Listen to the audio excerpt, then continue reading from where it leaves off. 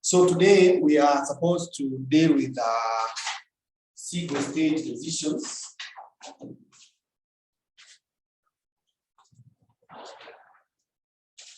We are supposed to deal with single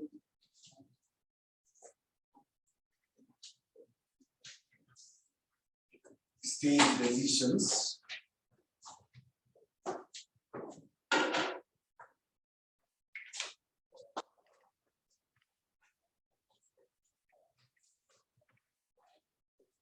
Single stage decisions. So these are decisions that are handled using a payoffs table. Using a payoffs table. So let's look for a question.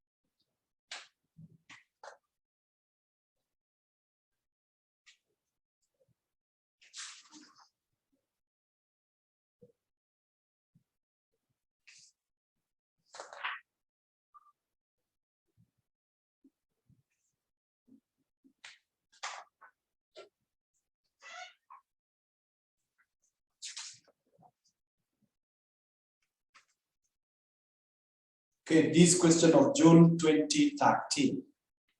That's where we begin. June 2013. Question 1A.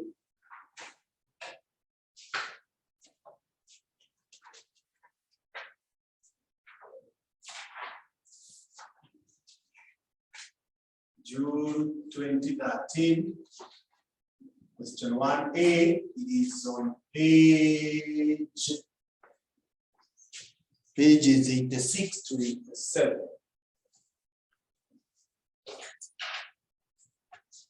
Pages 86 to 87. So Margaret, you can read for us.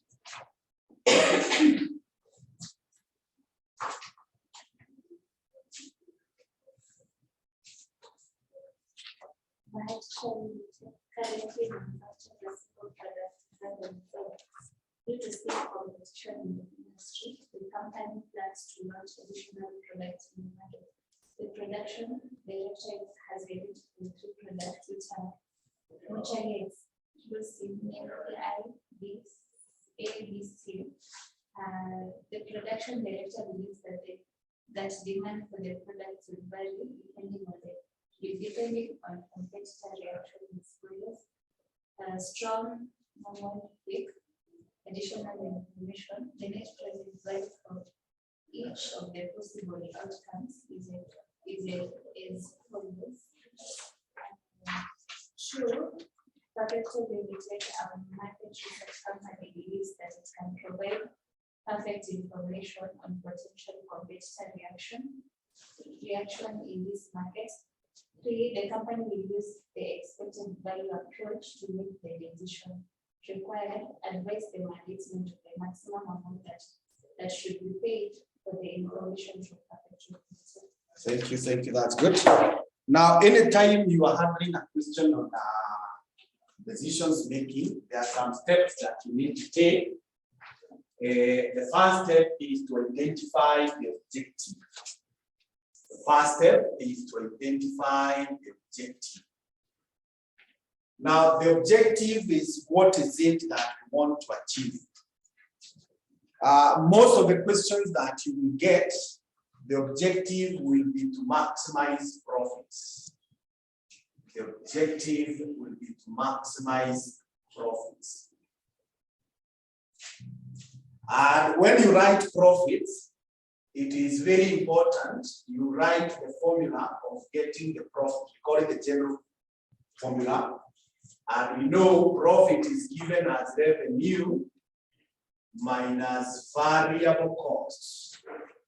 Revenue minus variable costs. That is how we get the profit.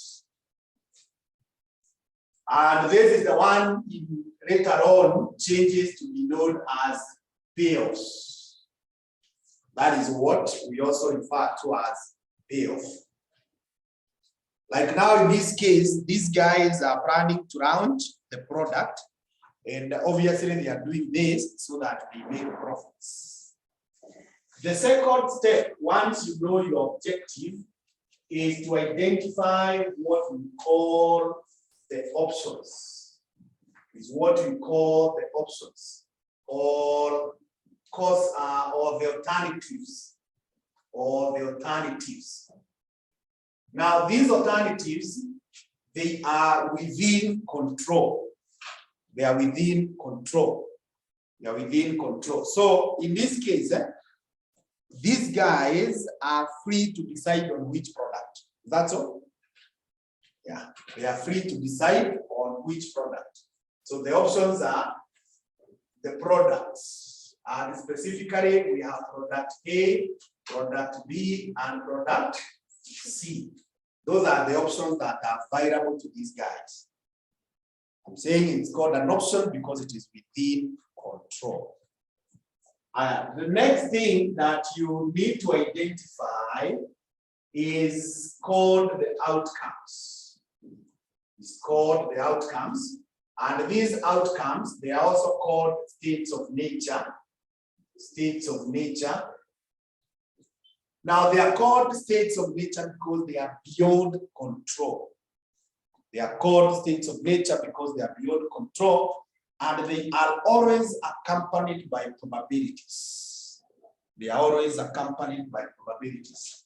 So what you can see here that has probabilities, it is the what? The competitor's reaction. Competitor's reaction. Competitor's reaction. And reaction is beyond you. So here we have, it can either be strong, it can be, or it can be what? Normal, or it can be what? Weak. It can be weak. So those are the only things that are beyond their control. The next thing is to know the type of the decision. Type of the decision. Type of the decision. Now this one is called SIGO. First, ordinarily, it is supposed to be identified like this. Unaangalia how many options we have here and how many we have here, the outcomes. So hii ni moja na hii ni moja. So that's why it's called SIGO. But another way of looking at it is how many sets of probabilities. It has one set of probabilities.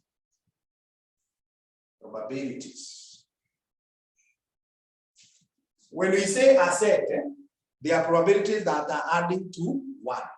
Yeah. So that's also another way of determining whether it is SIGO or not. Once you have identified the type,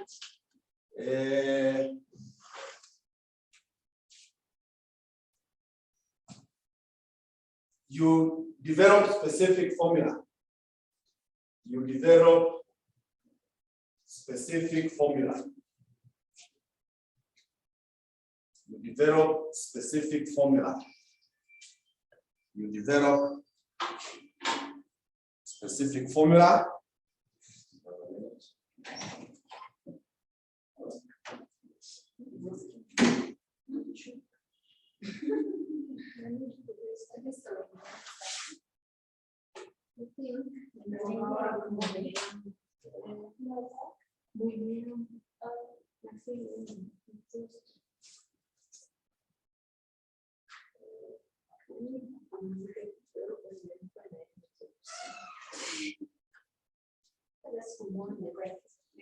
So we are saying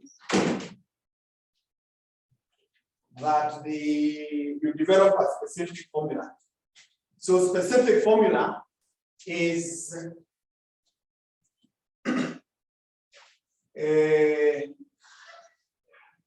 you put specifics in the general formula. In the general formula. Maybe here, this one will not be clear. Even a general formula, this one. So when I say specifics, it is like, how do we get revenue? It will be units times what? Selling price. How do we get the cost? So depending on what has been given in that question, now with a modify, you expand it. Yeah, that's what we call develop specific formula. Then you compute the payoffs. You compute payoffs using specific formula. Using specific formula. So you now compute depending on what has been given. So in this question, we are already given. So this one, we are already given. So I think we can just leave it run because the examiner has already provided them. Yeah, so we don't need to compute. Then from there, you prepare a summary. You prepare a summary.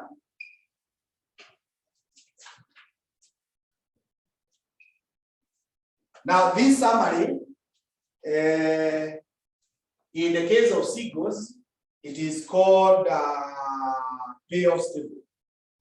This is Payoffs Table. From what you have computed, you prepare a summary. And the summary, when you are in Seagull, is called Payoffs Table. So this one is already computed for us. So I want to wrap here so that I put it up there. I want to wrap. Okay.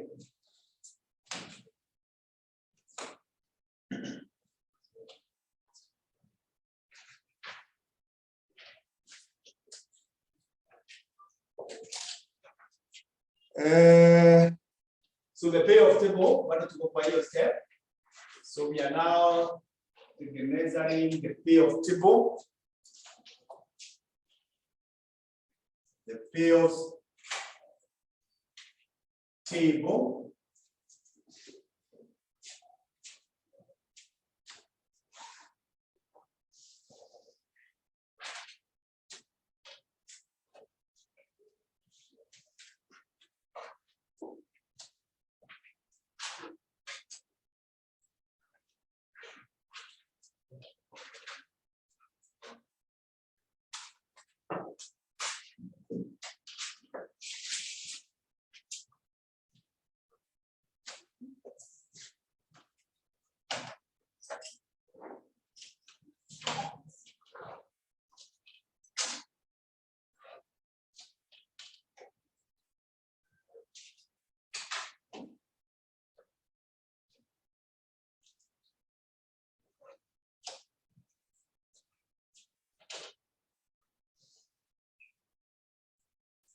So we have the options here.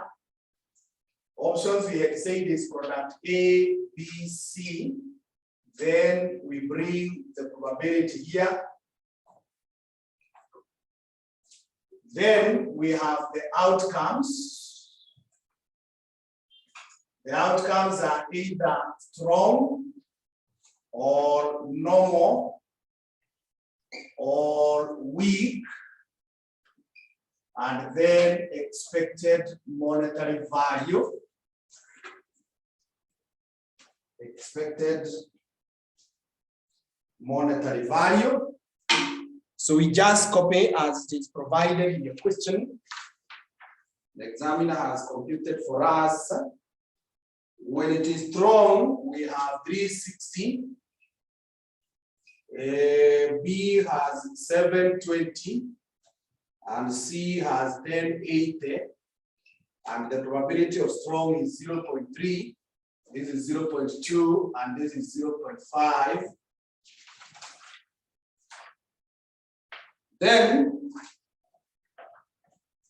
when it is normal, this is 540.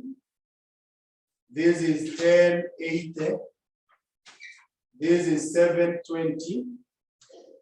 This is 900. 1440. 900.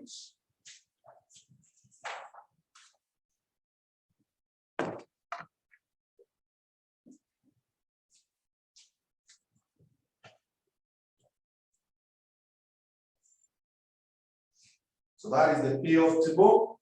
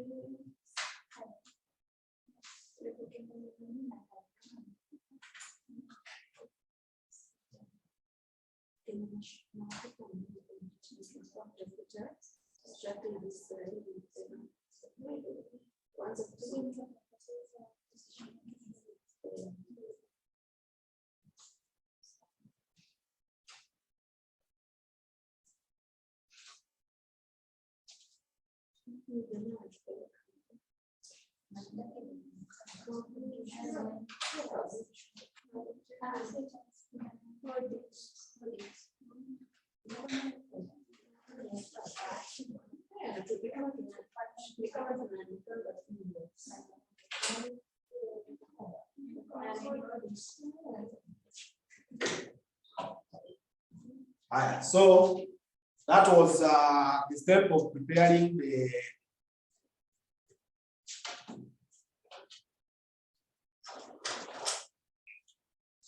the next thing now is determine your requirements. Determine your requirements. Your requirements appropriate.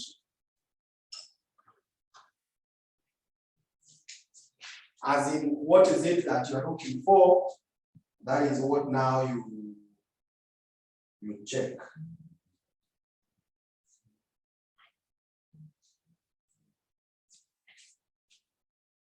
So ukishafika hapo, you now get your requirements.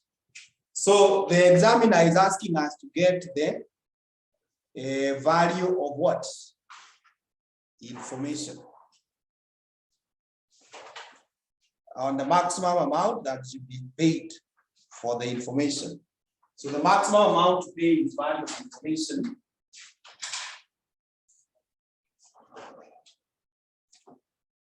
So maximum amount to pay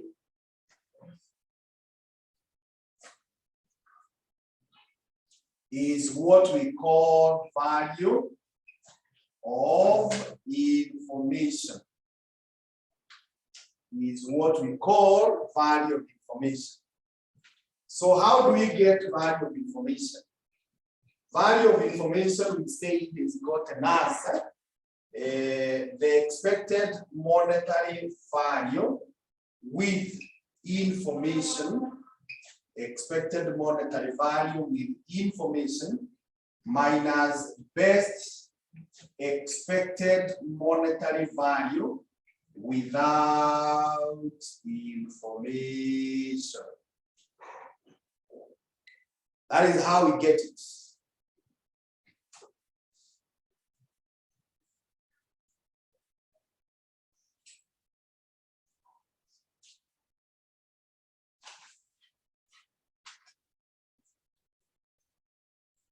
So with that now, we have the option. Then we get expected monetary value without the information. Expected monetary value without information.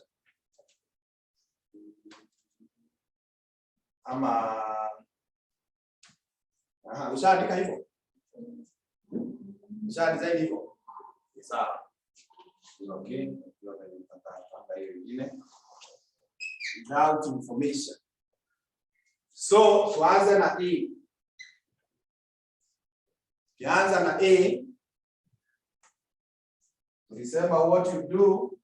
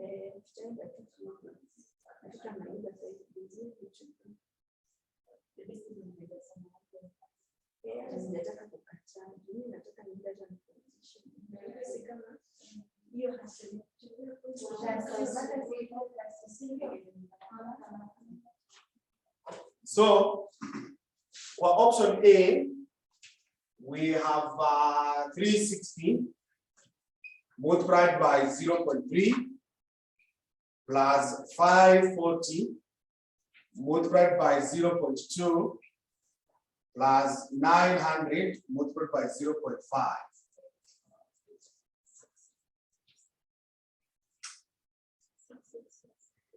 666. Then B, we have 720 multiplied by 0.3 plus 1080 multiplied by 0.2 plus 1440 multiplied by 0.5, 1152. Then C, it is 1080 multiplied by 0.3 plus 720 multiplied by 0.2 plus 900 multiplied by 0.5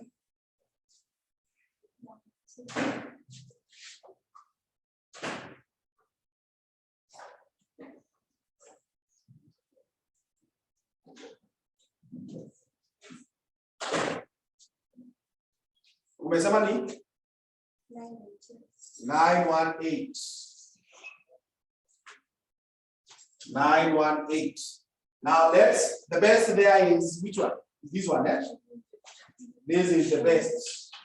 So this is the best. That is the best. You can actually come and record them here. This is 666. This is 1152. And this is 918. Now with information,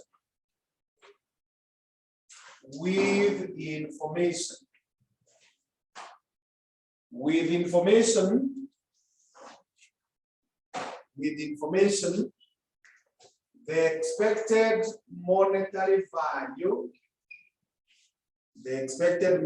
value is, I told you what you do is you go for the best in every outcome.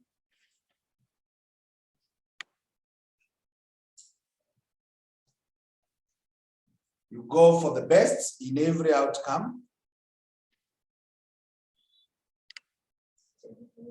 So the best here is 1080 kwa strokes. 1080 with a probability of 0.3. Plus huyu mwingine ukiwa kwa normal is still 1080 multiplied by 0.2. Plus huyu mwingine ni 1440 multiplied by 0.5. 1260. 1260. So with that now, so that's value of information. That's value of information will then be 1260 minus 1152.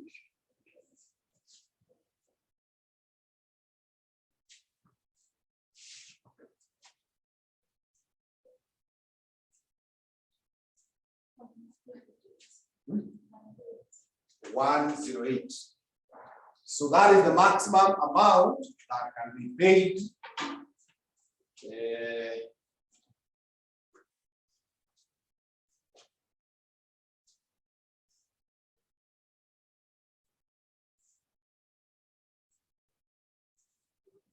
That's a minute.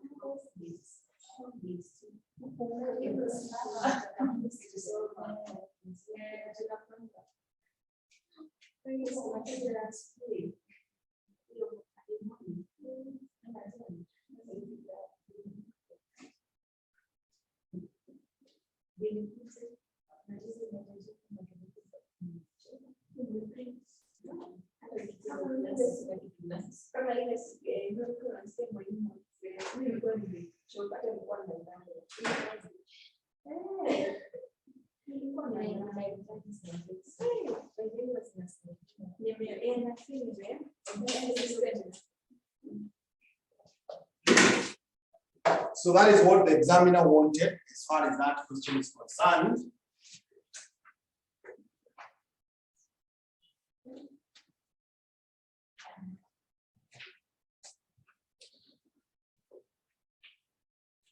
But because we are revising, I want to use the question to do other things, to illustrate other things.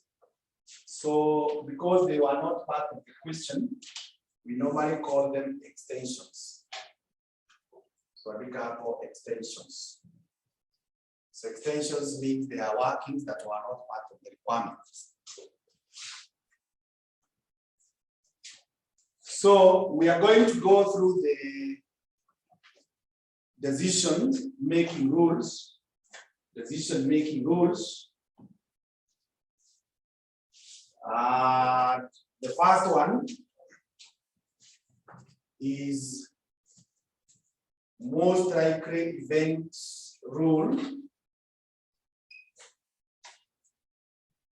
Most likely event rule. Most likely event rule.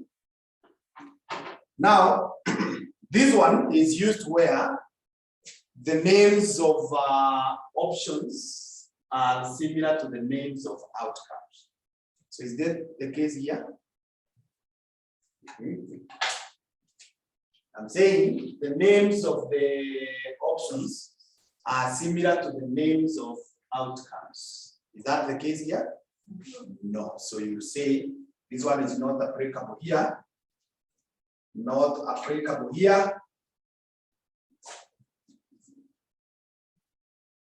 Since names of options and outcomes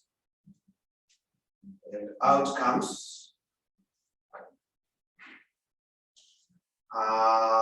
not similar. So that rule is not applicable here because the names are not similar. But if they were to be similar, what happens is, you see, it's called most likely, and the likelihood is measured using probability. So unachukua hiyo probability iko the highest. So tukechukua hii probability, tuone ni probability ya weak. Then you say that we make weak. Because now, this name will also be here. Yeah, it's as simple as that. Hata sidhani wanaweza waletea. The next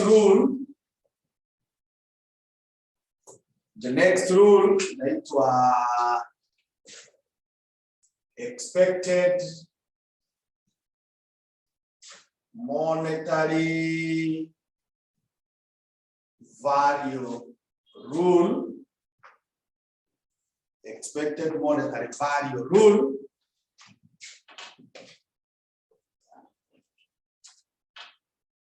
Expected monetary value rule.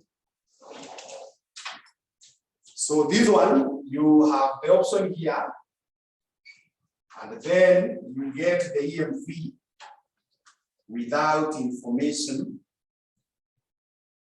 The expected monetary value without information.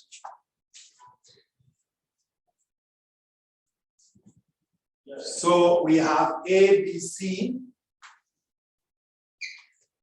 and we already have computed those EMVs, so we don't compute again. So you just say 6, 6, 11, 52, and 9, 18. 9, 18.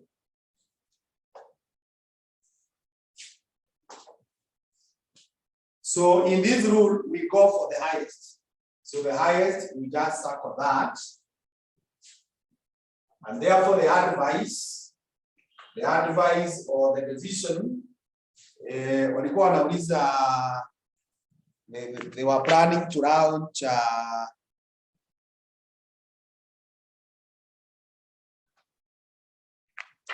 so you round product B, yeah? So you round product B. So if you have to advise them based on that rule, you tell them to round product B.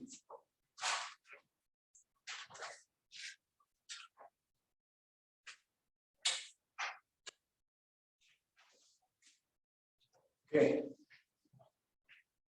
The next one, huwa inaitwa max rule.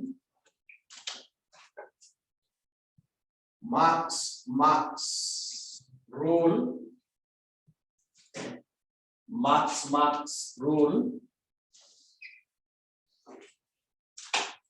And in the max rule, we extract the option here and then the maximum payoff.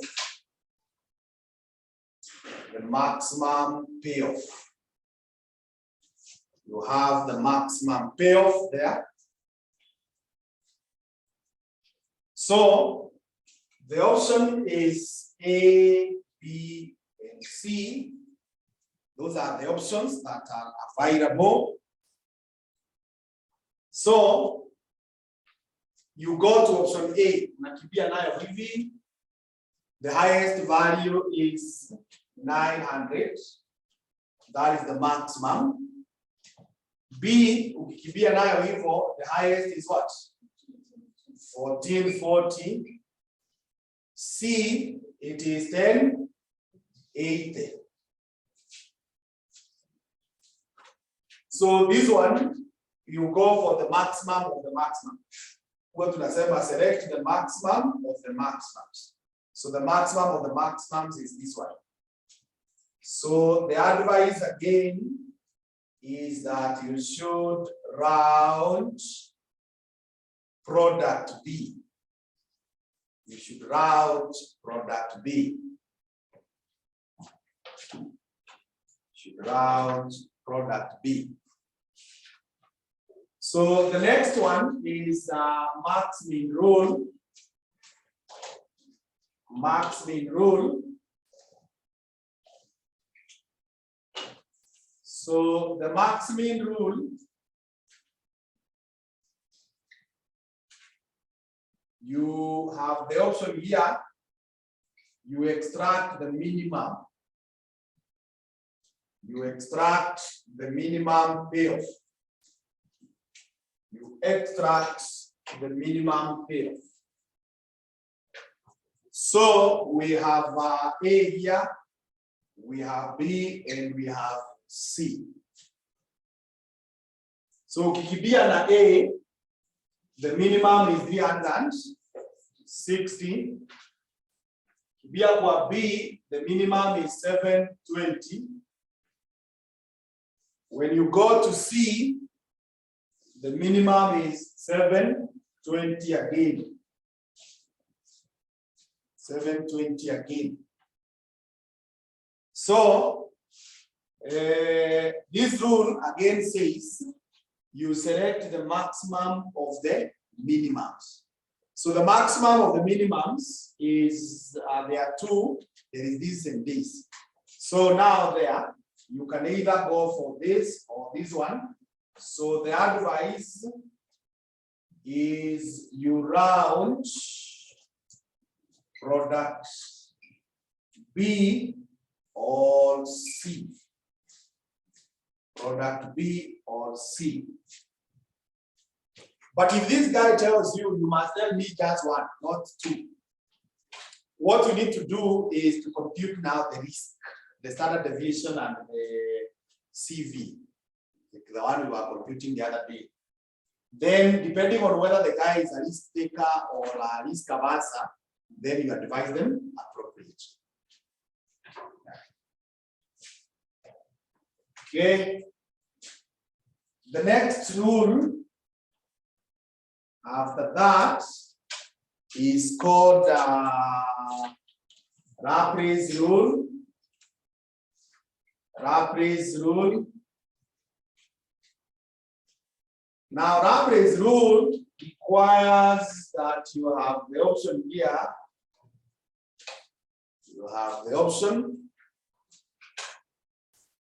And then you have simple average payoff. Simple average payoff.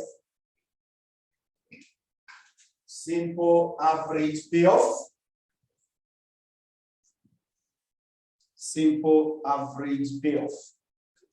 So with this one, what you do is you take the payoffs, 360 plus 540 plus 900. Now all these you divide by 3 because there are 3 of them. If they were 4, you would have divided by 4 and likewise for any other number.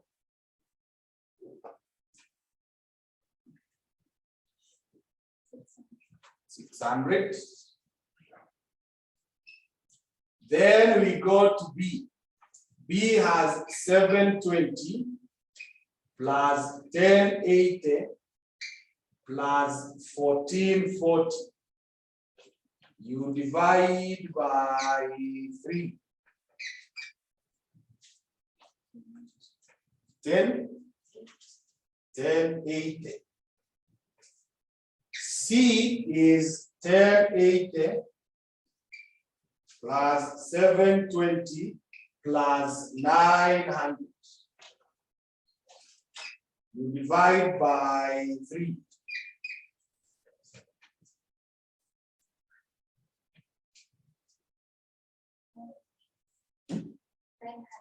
900. So, even here, we pick the highest. We pick the highest. So the highest is this. So the advice is that we should round product B. We should round product B, which is the highest.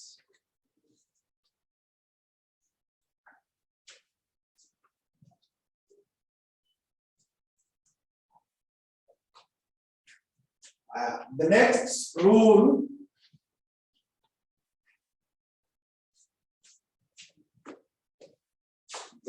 rule is called Howitz rule.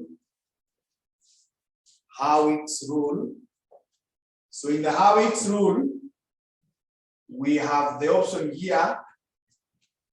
Now here we will say let alpha to be 0.8. And I told you when you see something called let, that means we are assuming it was not part of the data. Then we get what we call weighted average. Weighted average payoff. Weighted average payoff. Weighted average payoff. So in A, you take alpha 0.8 multiplied by the best payoff for A. So the best payoff for A is what? 900 plus 1 minus alpha. You multiply by the worst. The worst payoff in A is what? 360. Is 360. As the worst payoff.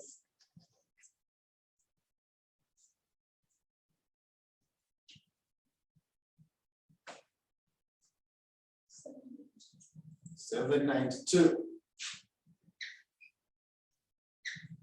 Then we go to B and say 0.8 times the best there is 1440 plus 1 minus 0.8 multiplied by the worst. The worst is 720.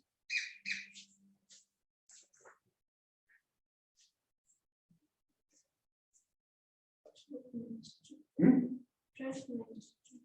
1292. We go to C, 0.8 multiplied by the best there is 1080 plus 1 minus 0.8. The worst there is 720. 720. 10,008.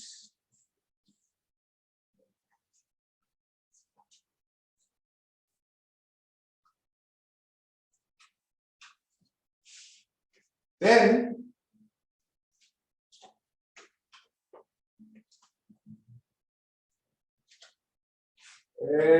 you go for the highest. The highest again is this one.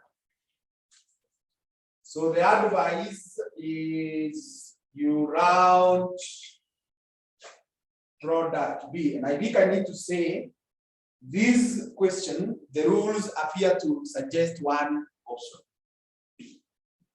So don't take that every time you'll be making the same conclusion. There are times they will differ depending on the rule. And none of them is wrong. So they differ at times. So don't take that kila mahali zitakuwa zinafanana. So that is about the Howitz rule. So the next rule that we need to design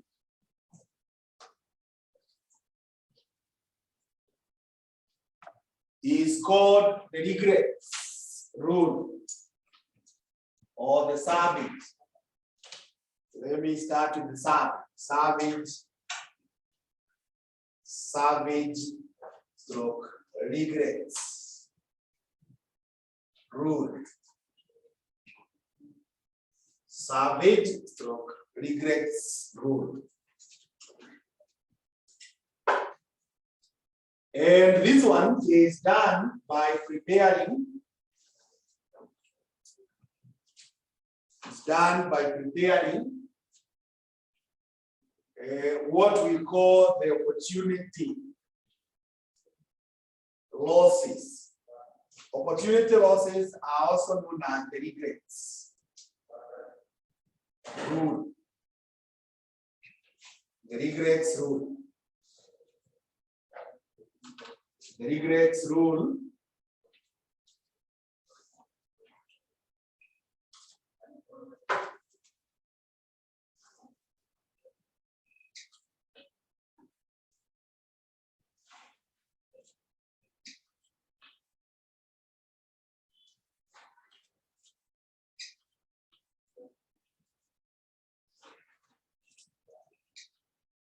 so in this one, we have obviously our options here. This is A, B, C, and then we have the probe. So that depending on the workings. Or maybe you can first of all wait. We have the option and we have the outcome. So what happens in making this one? You come to the first outcome, strong. When you are in the strong, you pick the best. The best there is 1080. So you're 1080, unamoa all the others. So unaanza na 360. Unakuja kwa 720. Unakuja kwa 1080. Give me these figures. 1080 minus 360. 720. 1080 minus 720 is 367. And this one is what? Is 0. So that is the first one. Then unakuja kwa huyu mwingine mwenye anaitwa normal.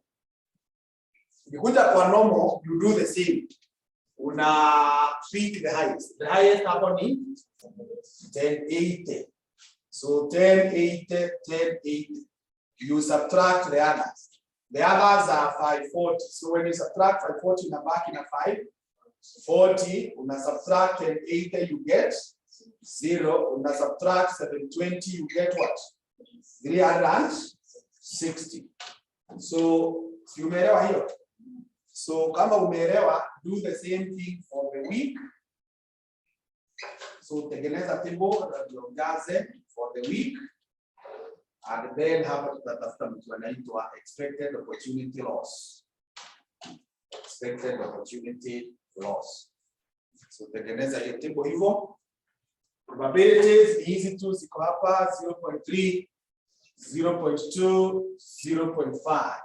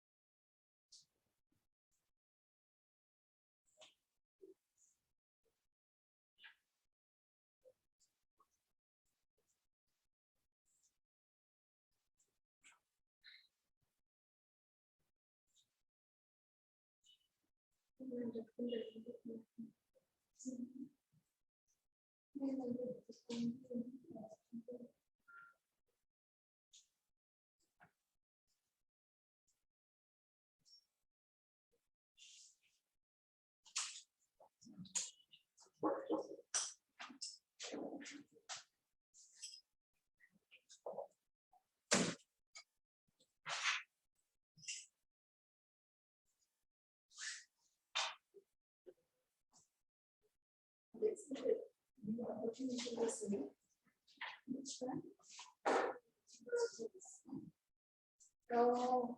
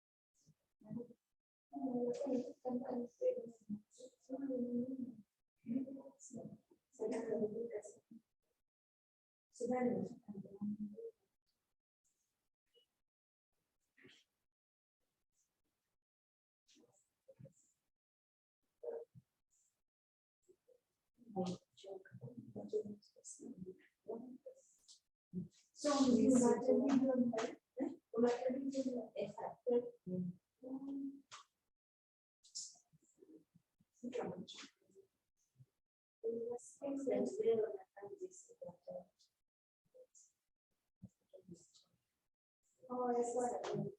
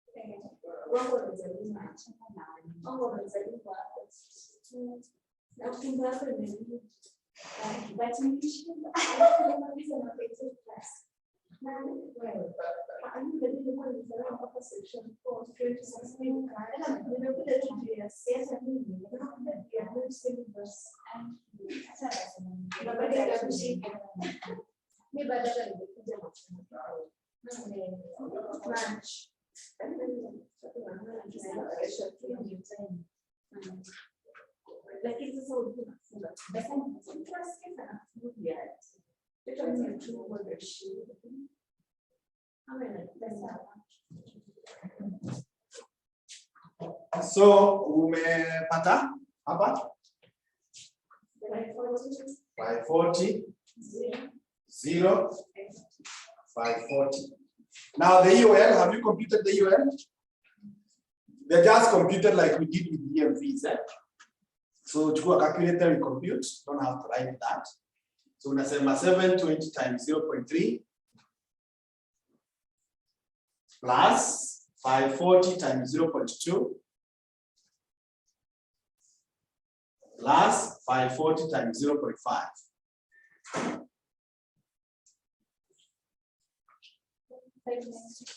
596.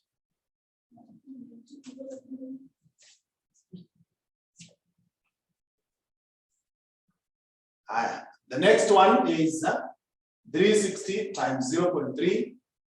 Actually, because the others are zeros.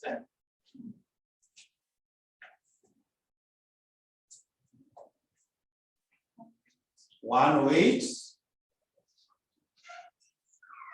Then 360 times 0.2 plus 540 times 0.5.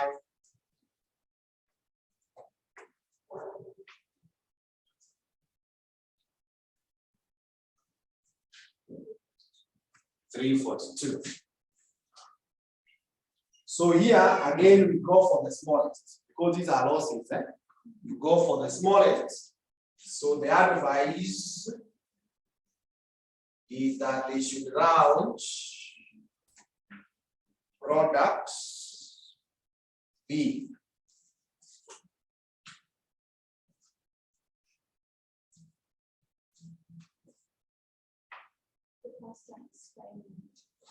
$594.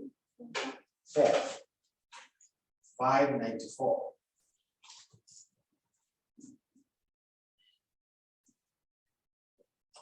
And something else you should note here.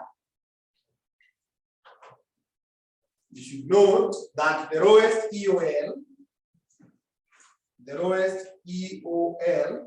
is also equal to the value of information, which we had gotten as 1 weight. So those are two ways of getting the value of information.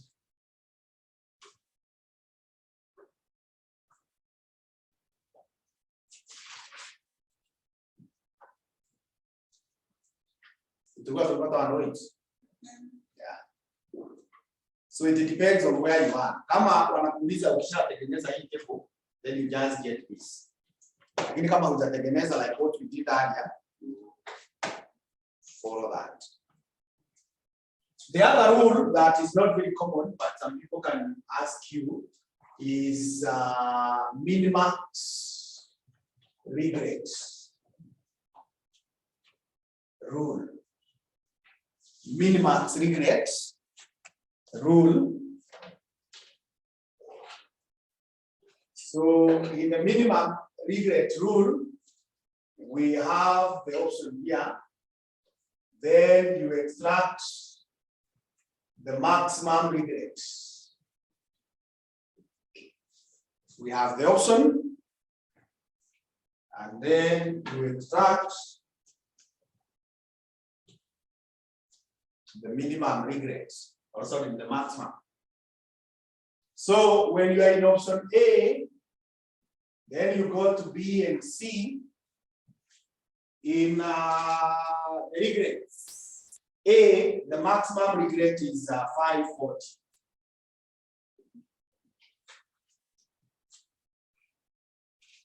In B, the maximum regret is 360. In C, the maximum regret is what? 540.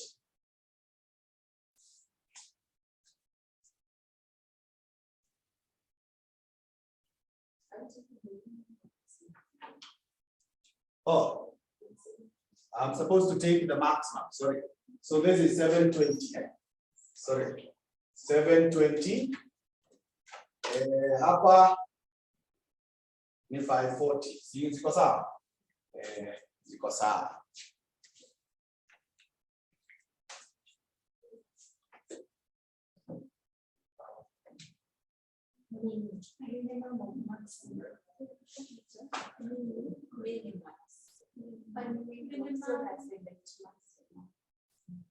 Also, the minimum of maximum, so answer is 60. Maximum.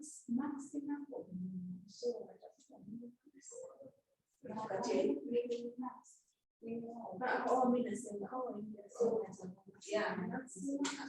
Minimum is a maximum. So maybe this is.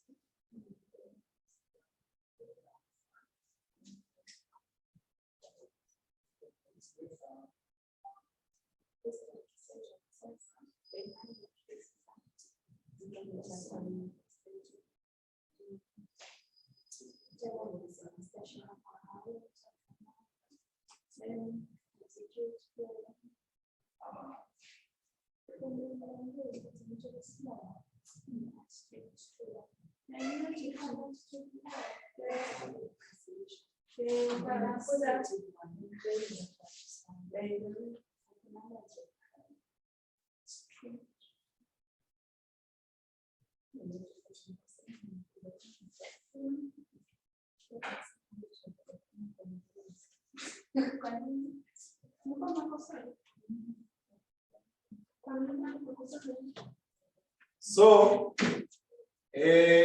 the minimum of those maximums is 360.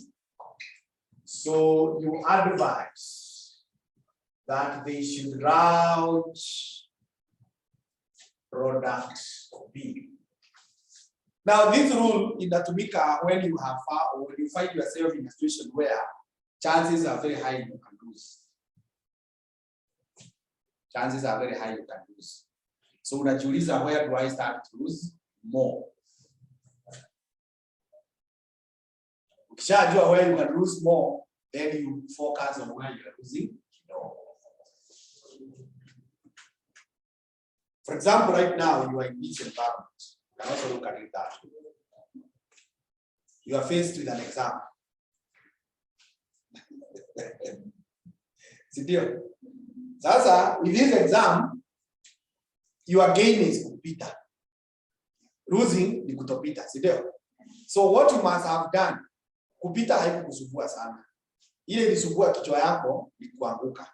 Ukakaa hivyo ukaimagine, what if I fail again?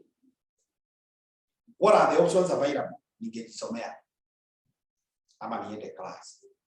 So ukaangalia, nikijisomea chances za kuanguka ni hizi. Nikienda class chances za kuanguka ni hizi. So the chances za kuanguka kwa class they are minimal, and we chose the class.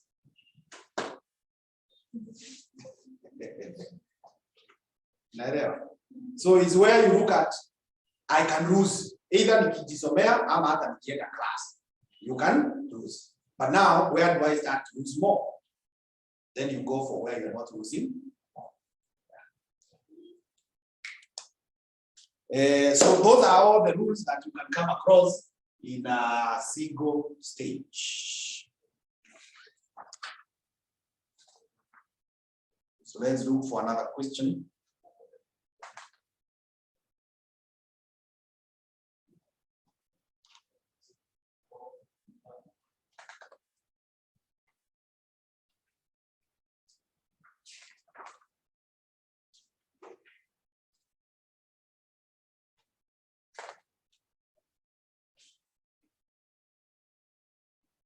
Yeah, let's go to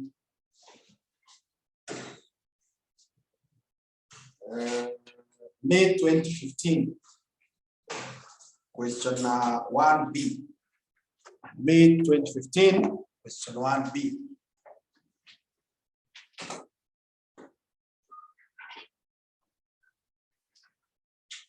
Is on page 69. On page 69.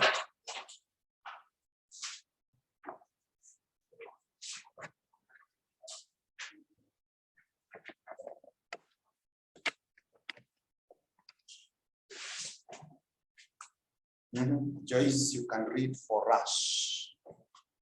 Joe Docket is a pineapple trader at Kilima Market. He buys pineapples at 40 shillings each and sells them for 100 shillings each.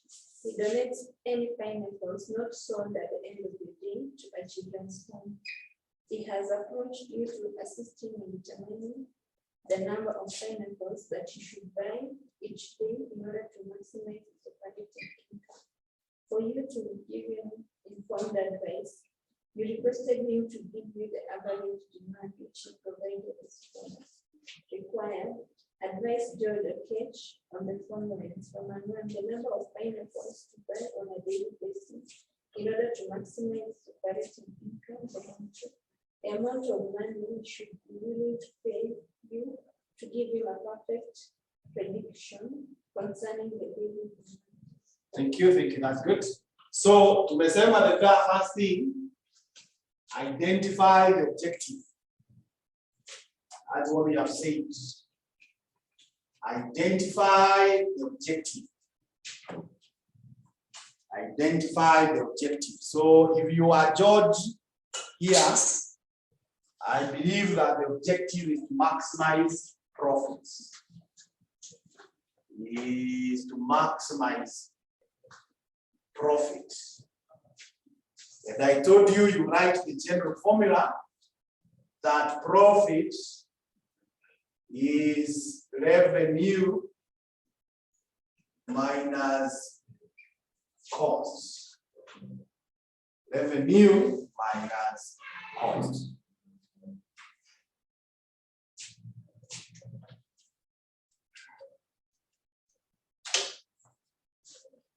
Step number 2 is the options.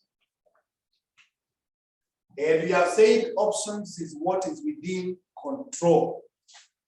Now, what George can control is pineapples to buy. Pineapples to buy or to stock. And this is what we would call in business language as what? Supply. That is within his control. The next one is the outcomes. The outcomes. Now, outcome is sales. And sales is customers to come.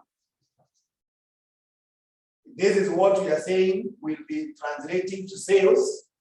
And in business language, it is what we would call demand. In business language, is what we call demand. When you open your store, you have no control of how many people will come. Now, when they come, that is when you sell.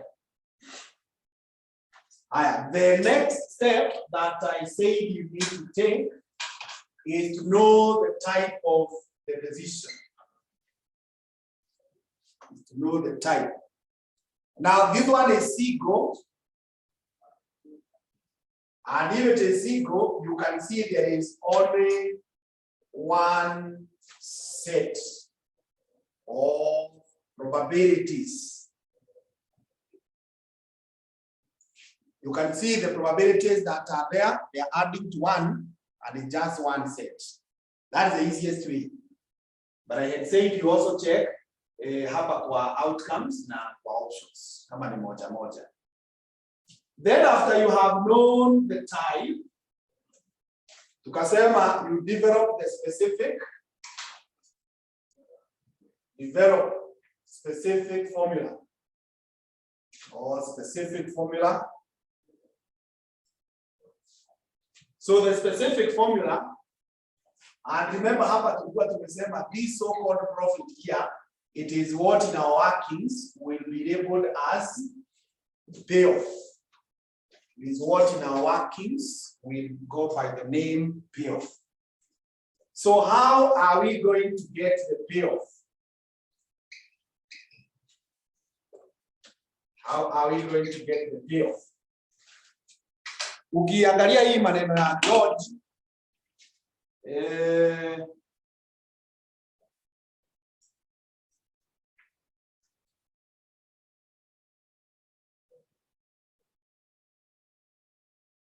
we are told he buys at 40 and sells them at 100. So we are going to say this revenue here, this revenue will be units sold times selling price times selling price minus units purchased, units bought or purchased, times unit purchase cost,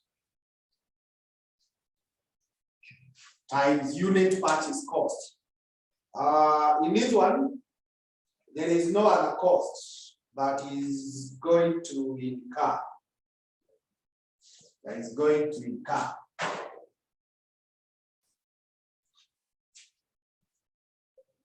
So the next step is computation of payoffs.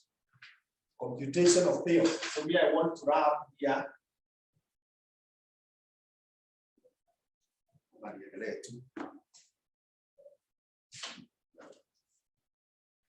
So we are now in the computation of payoffs.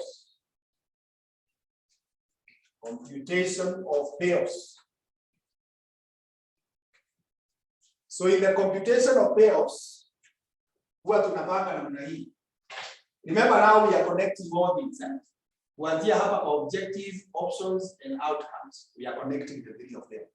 So that's why actually some people will say it is not a must to andike hii maneno mpaka hapa. It's not a must because unakuja kuzirudia hapa. So we are going to have the option here. Then we have the outcome. We have the outcome. Then we will have units sold. Units sold. And these units sold, I want us to call them A.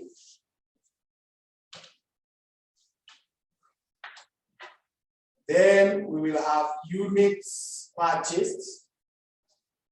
Units purchased. I want us to call them B.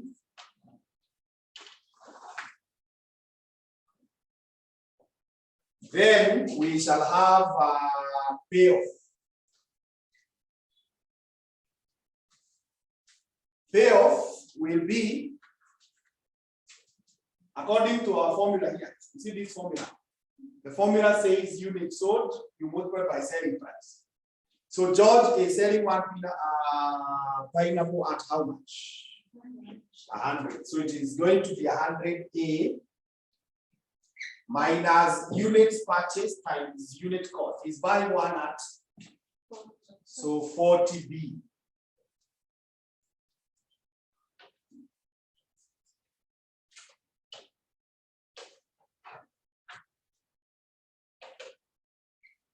$40B.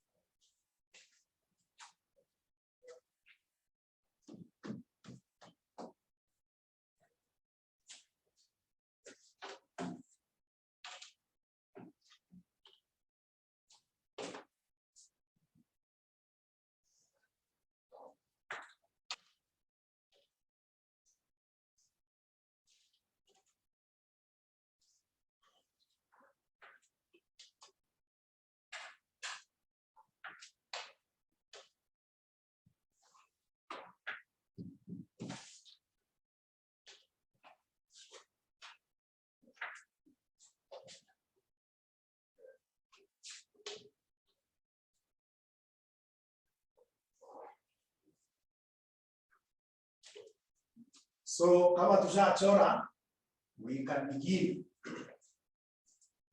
Here. So George can go to the market na anunue 0 pineapples.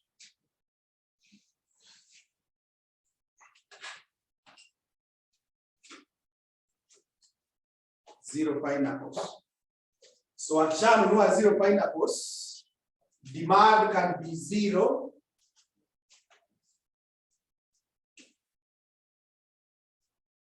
Demand can be 0.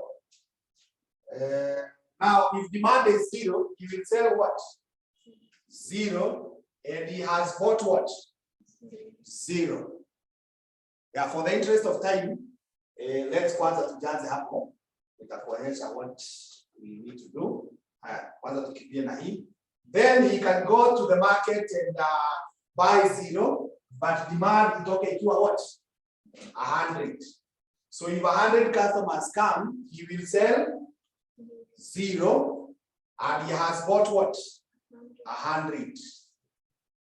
Higher. He can go and get a demand of 200, so he will sell 0, but he has bought, oh, sorry. He had bought 0. The units purchased is 0.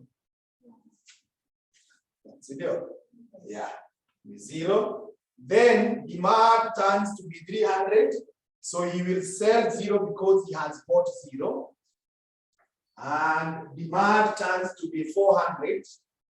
He will sell 0 because he has bought 0.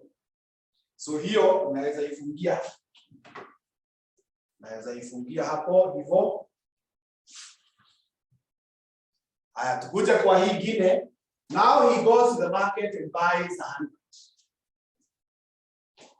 He buys 100. If he buys 100, 0 customers come. So he will sell what? 0, although he has bought what? 100. Then 100 customers come. He will sell what? 100. Because he has bought 100. So, 200 customers come. He will sell 100 because he has bought 100. 300 customers come. He will sell 100 because he has bought 100. 400 customers come. He will again sell 100 because he has bought 100. He has bought 100. Higher. George can go to that market and now come back home with 200. If he brings home 200 and no customer comes, he will sell 0, although he has bought 200. If 100 customers come, he will sell 100, although he has bought 200. 200 customers, he will sell 200 because he has bought 200. If 300 customers come, he will sell 200 because he has bought 200. If 400 customers come, he will sell 200 because he has bought 200. So hiyo tunafunga namna hiyo. Then if George goes to that market and he comes home with 300, but 0 customers come, he will sell 0, although he has bought 300. 100 customers come, he will sell 100, although he has 300. 200 customers come, he will sell 200, although he has 300. 300 customers come, he will sell 300 because he has 300. And finally, 400 customers shows up, so he's going to sell 300 because he has already 300. He already has 300.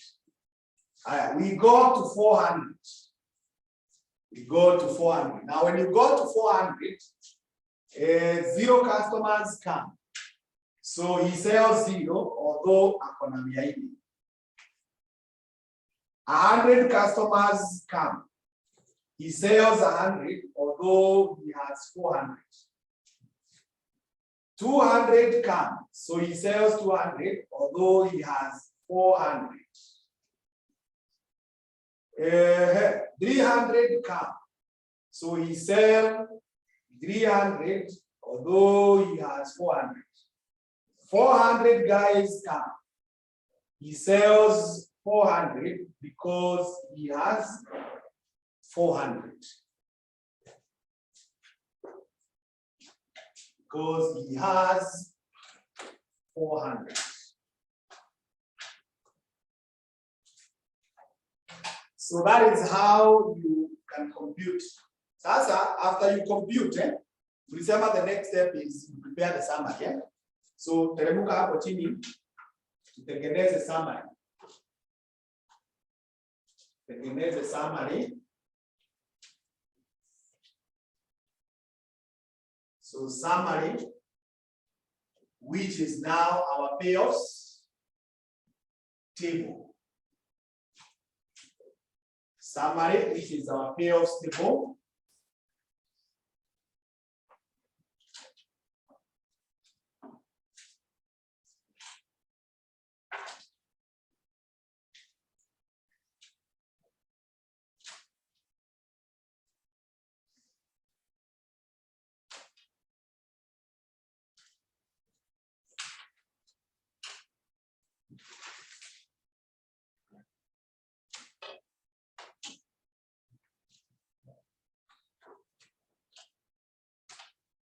So I have 0 here, 100, 200, 300, 400, and probability.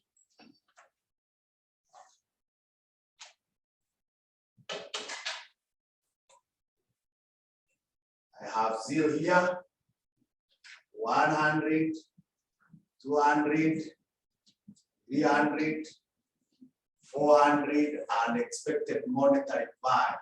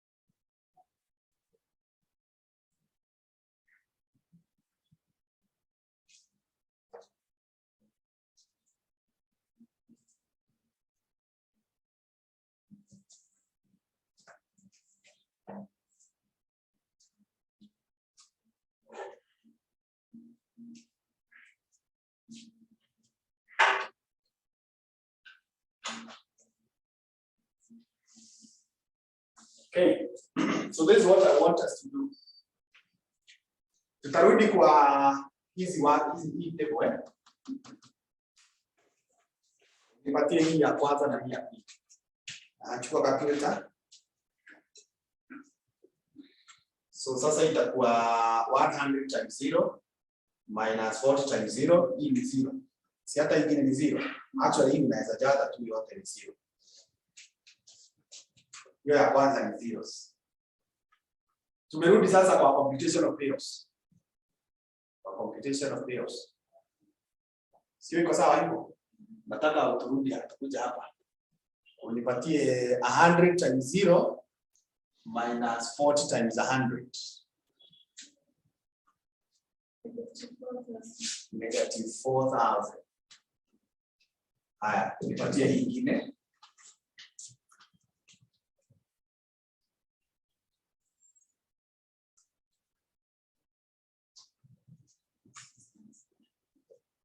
6,000.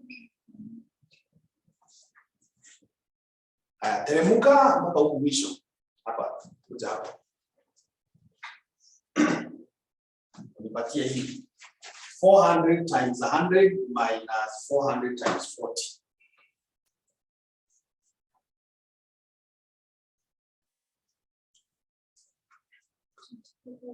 $4,000. So I wanted to show you something here. Although if you don't get it, you should not try kupambana tu pole pole. Yeah, but ukishazoea, you don't have to compute everything. Hii table inakuwaga na 3 patterns. And you only require these 4. Hizi cells hapa hivi. You only require their values. You are good to go. So hii ni 0 na hii ni 0. Hii tumepata ni -4 na hii tumepata ni what? 6. If my table is thousands. So pattern ya kwanza inakuwaga where the options and outcomes are equal. 0 0, 100 100. Then tutaenda kwa 200 200 300 4. So you simply check. Kutoka kwa hii tukikuja hapa, what has happened is that tumeongeza 6 from 0 to 6. Ndio tumepata 6, ndio? So you do the same. Ile kwa matrix inaitwa meter diagonal. So 6 plus 6 is what? 12. 12 plus 6 is 18. 18 plus 6 is what? Sio ile umepata huko? Yes. So that one I already wanted you to be able to see. Haya, hiyo ni pattern ya kwanza inaitwa diagonal. Hii ingine is called the upper diagonal. You can see from the point of equality here, tuko na 0 na tumeenda tukapata another 0. So that means there is no change. And that tells you as you go this way, this remains 0 0 0. Then ukikuja hapa hii itabaki 6 6 6. This is 12 12 and this is what? 18. Then the lower diagonal. The lower diagonal is kutoka hapa sasa kufika hapa. What has happened? We have subtracted what? 4. So then -4 we get -8 -12 -16 -4. Sasa tumemaliza hiyo kwa hiyo. Ukikuja hapa you again do the same, -4. You get 2, hapa you get -2 and then you get -6. Then here you get 8, you get 4 and here you get what? 14. So most of the questions will be that pattern. Lakini kama hujaishika unatembea tu pole pole hata ukikuwa karibu kumaliza sisi kuweka tu hizo figures. Sasa ndio unazileta pale. But for the interest of my time I wanted at least nimekuacha na table ikiwa imejaa.